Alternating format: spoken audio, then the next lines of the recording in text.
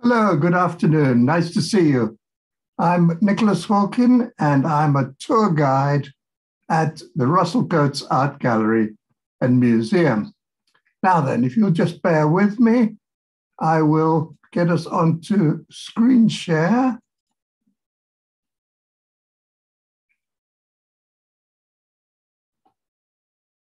Which doesn't work.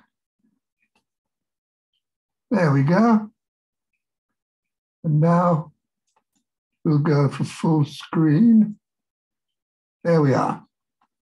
So today I'm going to be telling you about the life of Sir Merton Russell-Cotes, 1835 to 1921. Here's an outside shot of the south face of the Russell-Cotes Art Gallery and Museum. Originally, of course, it was called Eastcliff Hall. That was the name that Sir Merton gave it. It was officially opened on the 15th of July, 1901, which is when they moved in.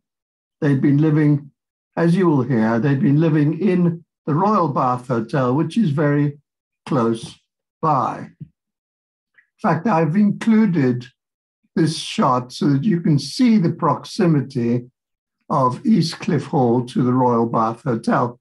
It's literally just across the garden.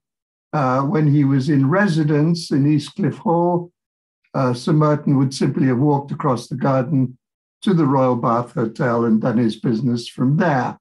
He was, as you'll hear, a very successful hotelier. Now, let's answer the question that many, many visitors ask. How did Sir Merton actually make his money? How did he become a wealthy man? Well, I suppose initially we should say that it was a matter of character. He was actually very careful with his money from the very beginning.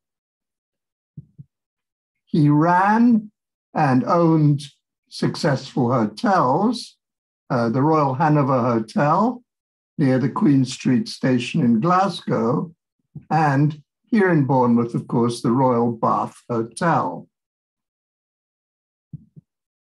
He also bought and sold paintings profitably, and he was a wine merchant.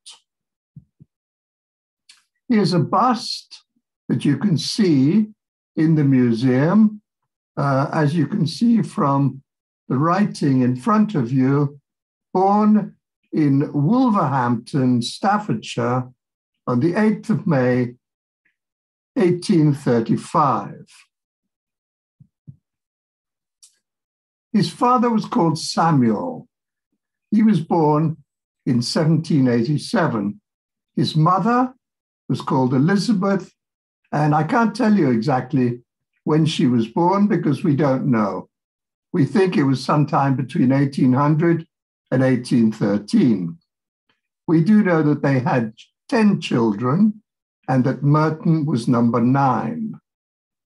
Now, if you look at the spelling of Samuel Coates, look at his surname. There's an A in there, which doesn't appear today in the family surname.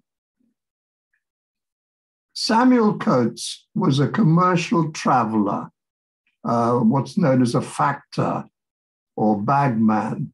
He was based in Wolverhampton, and he was in business with Benjamin Coates, who was Sir Merton's uncle. Samuel Coates married Elizabeth Law in 1822. He died, sadly, quite young, in January 1842. He was aged only 45. He died of tuberculosis. Now, traumatic and disruptive events in the life of young Merton. When his father died, young Merton was only 6 years old. So you have the unexpected death of his father in 1845. You have the family relocating to Liverpool, and then shortly thereafter, his mother gets married for a second time. We'll hear a little bit more about this in a moment. Just for the record, Sir Merton's siblings were Anne, Samuel, Emily, Mary, Clara, Georgina, Alfred, Charlotte, Merton himself, and Henrietta. The ones in red are the ones who died in childhood. So Sir Merton lost 3 siblings at a very young age. Here's a picture of Merton's father, Samuel Coates, of Tetton Hall in Staffordshire. Now, again, a bit of speculation. Between 1842 and 1850, we know that Merton was in Liverpool with the rest of his family, or do we? We are actually not sure, but we speculate that that may have been the case. Now, the remarriage, this is important. In 1844, Merton's mother, Elizabeth, who was 45, remarried. She married a Liverpool tailor who was quite a bit younger than she was. The Liverpool tailor was called Henry Edwards, and he was 32 years old. Merton at the time was 9. Now, what's extraordinary about this remarriage is that there's absolutely no mention of it in Merton's autobiography called Home and Abroad. He makes absolutely no mention of the remarriage, and he makes no mention at all of his stepfather, which does seem pretty amazing. We know that Merton was in London in 1851, the year of the Great Exhibition, and that he actually attended the Great Exhibition in Hyde Park himself. He was, at the time, 16 years old. Here's another lovely bust of Lady Russell-Cotes, or Annie as she was known, born on the 15th of July, 1835, in Glasgow. Now, her principal interests were ethnography, the study of cultures and civilizations, and natural history. Here's an interesting photograph, early photograph, taken of Annie in her early teens with her father, John King Clark. John King Clark was a businessman in Glasgow who made and lost 2 or 3 fortunes. His financial dealings went up and down, and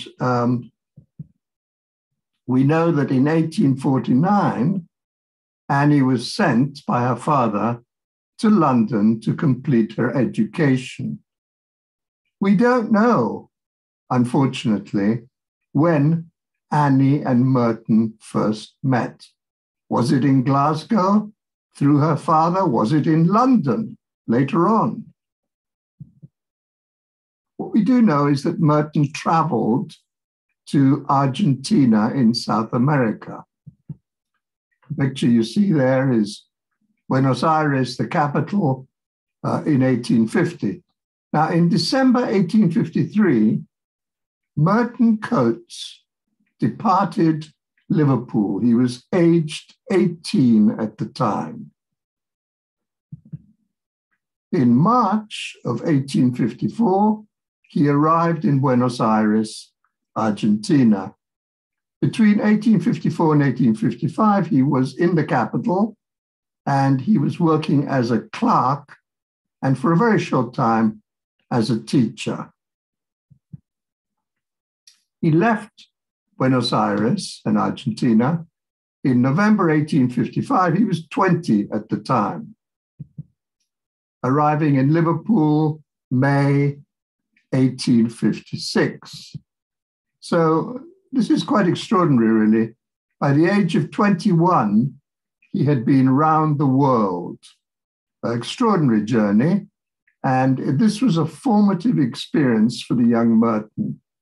He traveled a great deal thereafter. In 1857, Merton and Annie were engaged. They were married a few years later on February the 1st, 1860, in Hamilton, which is near Glasgow. It was a Church of England ceremony, and you might be surprised to see that they were both 24 years old. Certainly, Merton looks quite a bit older than 24. When I'm giving my tours, I very often ask people to look at this picture, which is in the museum, and to guess how old he is. Very few people say he's in his mid-20s. What do we know about Annie? Well, we know that she was musical, and Merton tells us in Home and Abroad that she sang with a lovely contralto voice. This, of course, at a time when ladies were supposed to have attributes. She was calm and she was studious. Merton himself was not calm, as you'll hear later on, but she seems to have balanced him in this respect. She was a member of the Royal Literary Society, and she was a founder member of the Japan Society. You'll hear later on how she and Merton visited Japan in 1885. She actually wrote 2 travel memoirs, Westward from the Golden Gate, 1886, and Letters from Russia, 1898.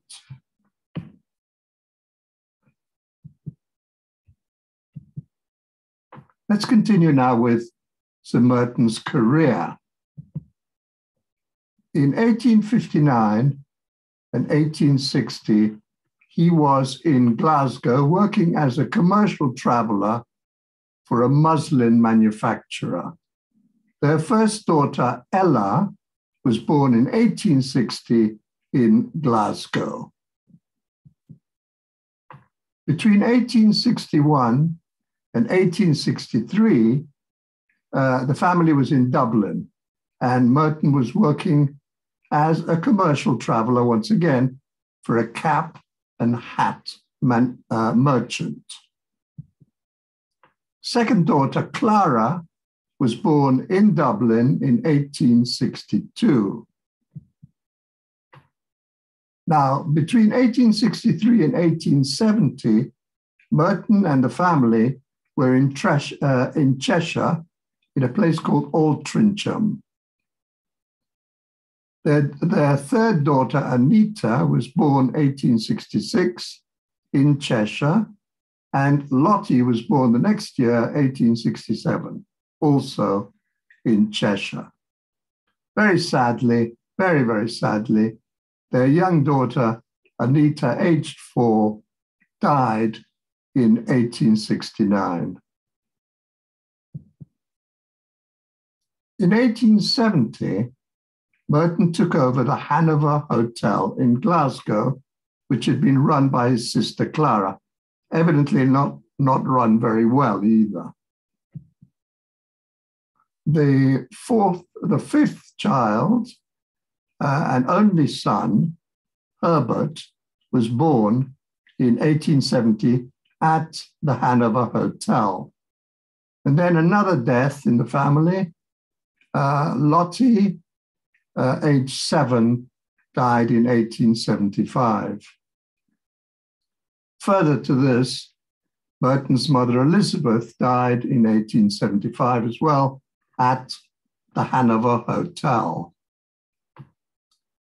The next year, 1876, Merton was advised by his doctor to seek a better climate. He'd suffered all his life from a lung complaint, and the climate of Glasgow, as you probably know, especially in winter, is not conducive to someone who's got a potentially dangerous lung complaint. Also, another motivating factor was the fact that there was the planned demolition of the Royal Hanover Hotel, because they were planning to build an extension of the Queen Street station. This was something imposed. It wasn't something that Merton probably wanted, but it was imposed on him. As a result, Merton and Annie visited the south coast of England with a view to relocating. And eventually they came to Bournemouth. Here's an interesting picture of what the Bath Hotel looked like in 1876, considerably smaller, as you can see, much simpler. So Merton and Annie stayed at the Bath Hotel. They met the owner there, a Mr. Bryant, and found out that he was keen to sell the hotel because he wanted his daughters to be brought up in London. After a lot of toing and froing, Merton agreed to buy the hotel. He didn't immediately agree to this. He obviously thought about it a bit, but then he decided he would buy it. A few years later, in 1878, he disposed of the Royal Hanover Hotel in Glasgow, but the lease itself would have been worthless. So when I say he disposed of it, what I mean is that he sold off the hotel furniture. On Christmas Day, 1876, Merton and Annie, who were both aged 41, moved into the hotel. They moved there with their two teenage daughters and their young son, Herbert. Merton discovered that the Prince of Wales, the future Edward VII, had stayed in the Bath Hotel many years before. So he now decided that he would call the Bath Hotel the Royal Bath Hotel. It was enormously enlarged, very luxurious, well-appointed, and actually one of the best hotels on the south coast. Merton and Annie lived in the Royal Bath Hotel for over 20 years until Eastcliff Hall was opened. Now, this is an interesting incident. In January 1881, Merton received a telegram from Queen Victoria at Osborne House. She asked Merton to send a carriage to the railway station to collect Eugenie, the former Empress of France, who was due to visit the Swedish Queen at her villa on the East Cliff. In fact, the Empress's visit was a very short one, about 3 hours, just over 3 hours. But during a quick tour around the hotel before she was going to leave, the Empress was walking through a corridor and suddenly recognized a cabinet, a very ornate cabinet, that had once belonged to her in France. Now, this sight obviously affected her quite deeply. She felt faint and sat down on a chair. Merton was solicitous, and he called for a glass of water to be brought. The Empress had a drink and then felt a bit better.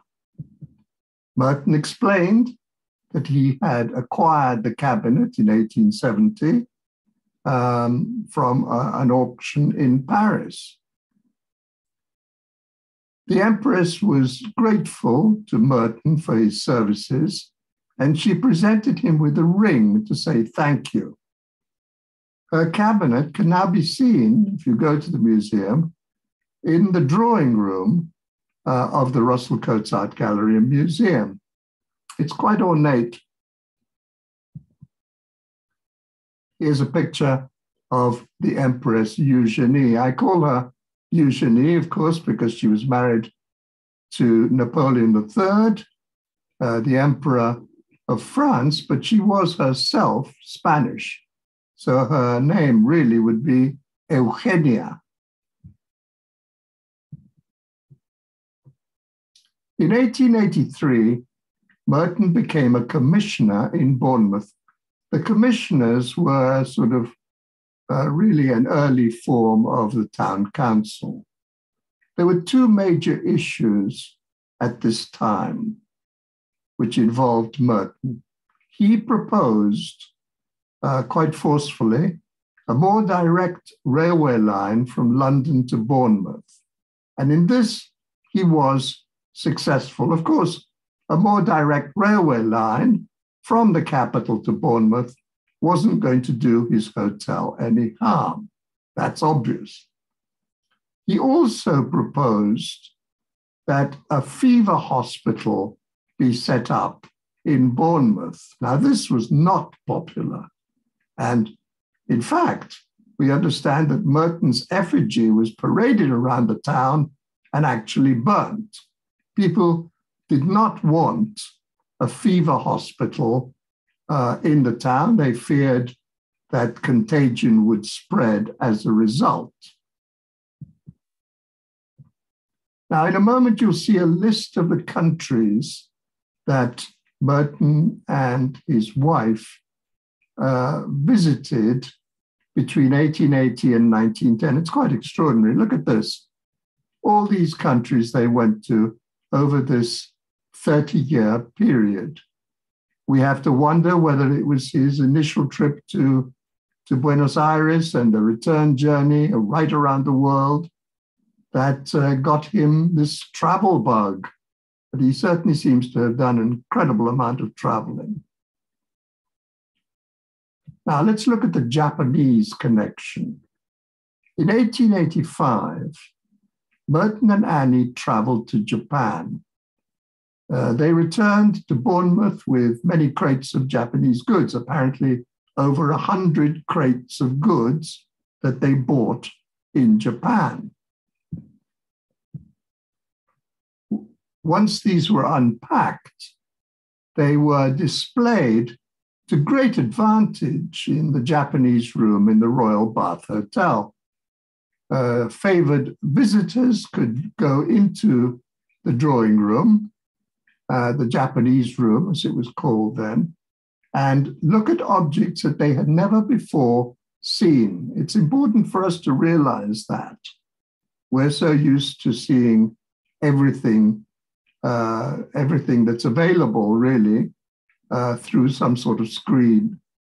But in those days, this was not the case. Japanese goods were considered to be incredibly exotic and beautiful and different. We have in the museum, in the Russell-Cotes Art Gallery Museum, a room which is called the Mikado's Room. And there, painted beautifully, you have images of the emperor at the time of the Russell-Cotes visit. The emperor was called Meiji, and there's a nice picture of him and a nice image also of his wife, Hiroko.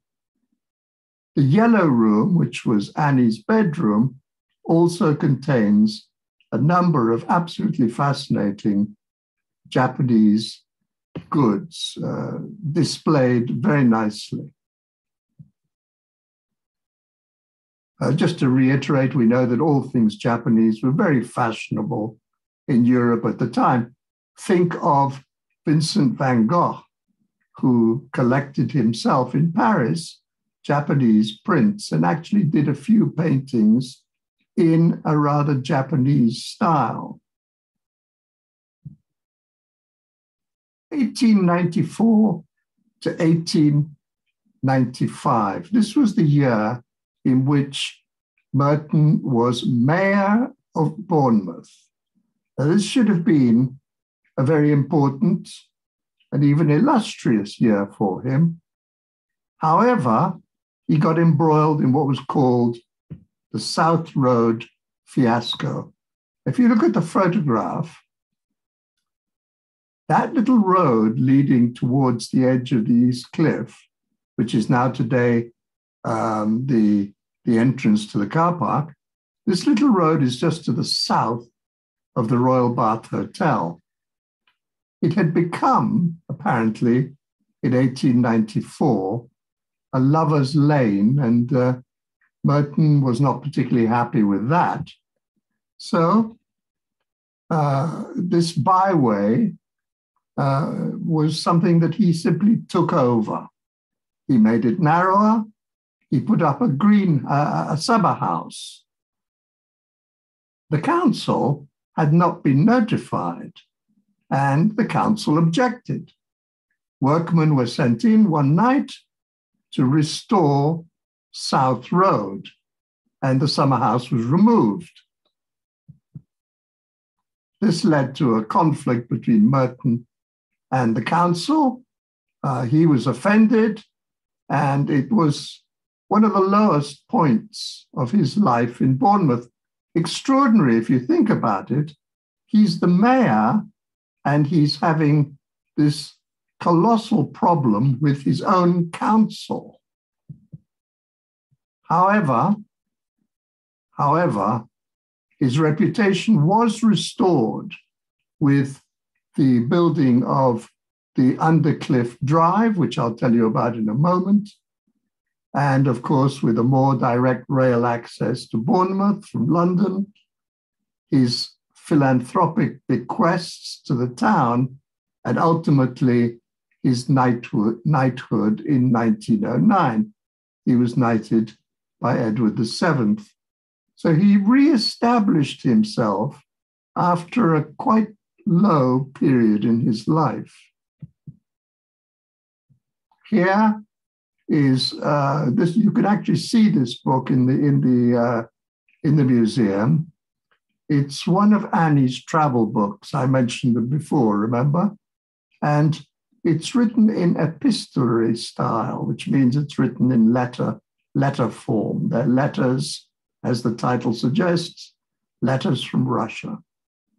There's a nice painting of Lady Russell-Cotes by J.H. Lorimer on the left. Here is a photograph of Sir Merton leading the procession down the newly created Undercliff Drive, which he has championed in 1907. A nice family photograph which shows you, well, Sir Merton, Lady Russell-Cotes, and their children and grandchildren in 1913. A nice family group. I've mentioned his autobiography, Home and Abroad, Autobiography of an Octogenarian. That's the title. It was written in the final years of his life. He actually started putting it together in 1917, just a few years before he died. In it, he omits entire segments of his life, and he alters others. It's difficult to know how to react to this, I think. Clearly, as a man who'd risen in society, he now wished to cover up his humble origins. Home and Abroad, Autobiography of an Octogenarian, is, in two weighty tomes, longer than War and Peace. It's quite extraordinary. You can actually see the two volumes if you go to the Bournemouth Library on the top floor. Somebody will show you where they are. They're really worth taking a look at. And as I said before, he says very little about himself or his wife or his family in Home and Abroad. It's mostly newspaper extracts, council meetings, and a record of celebrities he encountered. So, in summary, a highly selective and misleading narrative.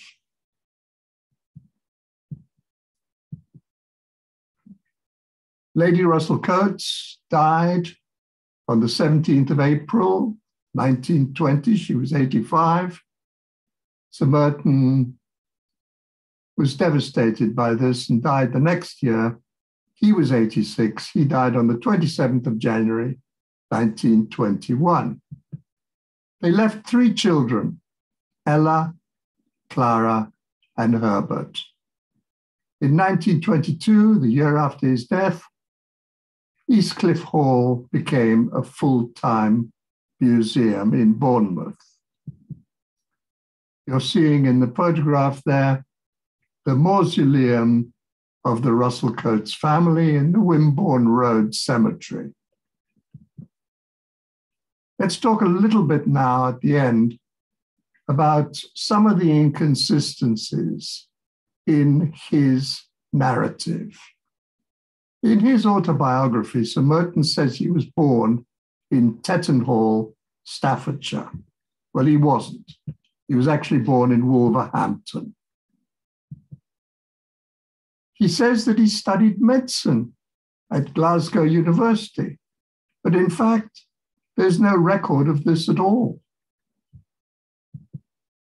He states that he became prominent in the Scottish Amicable Society in Dublin, but he actually worked as a traveling salesman at this time. They were also known as factors. These are only some of the alterations in Home and Abroad. They obviously indicate a desire by an old man to leave a much more polished record. You have to decide individually, does it really matter? And to what extent does an autobiography have to be factually accurate? An autobiography, it would seem to me, can be whatever the writer wants it to be. A biography, of course, has to be accurate. He did overcome a traumatic childhood. I think it must have been very difficult for him as a child to lose his father, to see his mother remarry so soon. He traveled the world. He developed a taste for art, becoming both a collector and a connoisseur. He became a very successful businessman and hotelier, and he made, obviously, a name for himself in his adopted town of Bournemouth between 1876 and 1921, the year of his death. He was the owner-manager of the most luxurious and opulent hotel on the South Coast with many, many important guests, Oscar Wilde, Disraeli, and many others among them. He actively encouraged the town's development, and he gave the wonderful gift, really, of Eastcliff Hall and his entire art collection to the town in 1907. I say he did, but in fact, he presented Eastcliff Hall to his wife when it was opened in 1901. So technically, it was her gift of the house and the art collection. The summit, I suppose, of his social success was when he was knighted in 1909 by Edward VII for services to the town of Bournemouth. So to conclude, a little bit about Sir Merton. We know about his character anyway. He was firm, he was stubborn, but he was very good at marketing himself and his products. You have to admire him, I think, for that.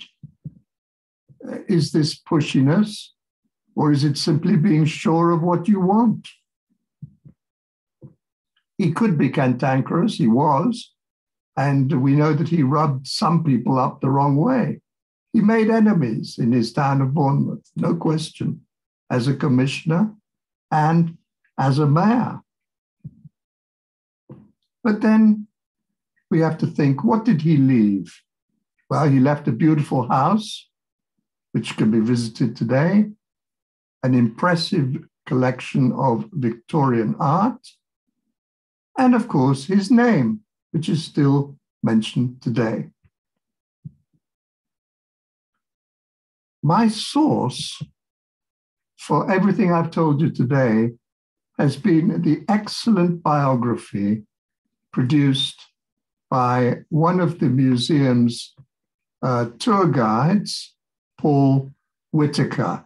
Now, Paul became a guide in the same year I did, in 2011. And between 2011, when he started putting together his research for his biography of Sir Merton, between 2011 and 2019, he has delved into all sorts of archives and dug up all the facts that I've been able to present today. So I'm really happy, and I'm sure all the other tour guides are very happy as well to see this book and to have read it, because it does finally give us an accurate picture of an enigmatic man who achieved a great deal in his life. Well, that's the end. I'm very happy now to answer any questions you may have.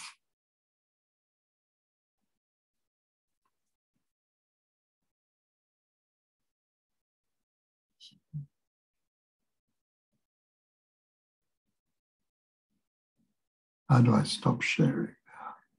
End.